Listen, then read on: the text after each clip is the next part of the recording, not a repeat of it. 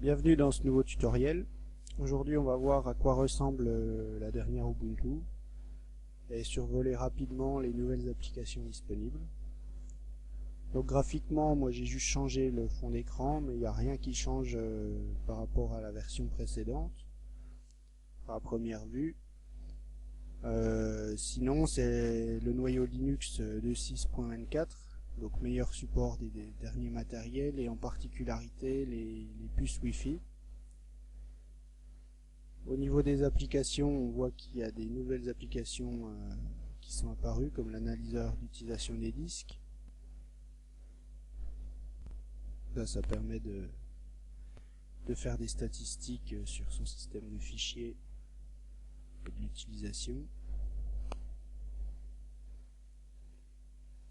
Un autre accessoire qui a été rajouté par défaut, qui n'existait pas, c'est Tomboy, pour faire des notes. Toujours en bureautique, la suite OpenOffice, cette fois en version 2.4. Toujours la messagerie évolution. Dans les graphismes, on a une nouvelle version de The GIMP, mais bon, rien de nouveau. La nouveauté, c'est le navigateur web Firefox en version 3. Bêta 5 quand même. Donc avec des nouvelles fonctionnalités, à savoir par exemple là je peux enregistrer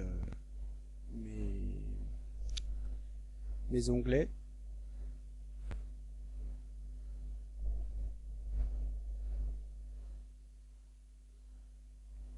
Sinon toujours le logiciel de visiophonie Ekiga. Alors le logiciel peer-to-peer a été remplacé, logiciel qui utilise des torrents. Il a été remplacé par transmission. On voit qu'on a une nouvelle application qui est le visionneur de bureau à distance. Donc ça c'est en accord avec cette application. Donc c'est-à-dire si je vais dans préférences bureau à distance sur un autre ordinateur et que j'autorise d'autres utilisateurs à voir mon bureau, depuis cet ordinateur je vais pouvoir utiliser ça, se connecter, mettre le nom ou l'adresse IP de la machine et prendre le contrôle du bureau à distance. Après l'intérêt c'est qu'on va pouvoir lister toutes les machines de son réseau et donc y accéder sans avoir à bouger d'une pièce à l'autre.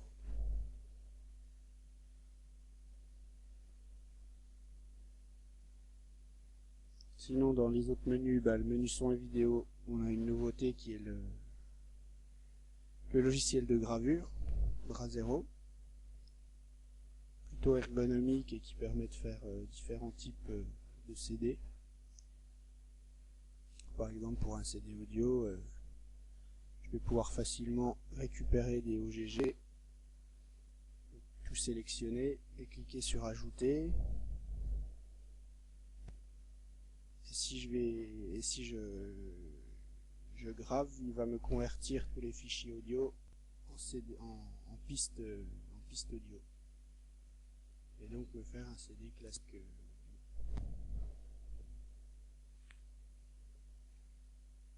Dans raccourci, rien de nouveau.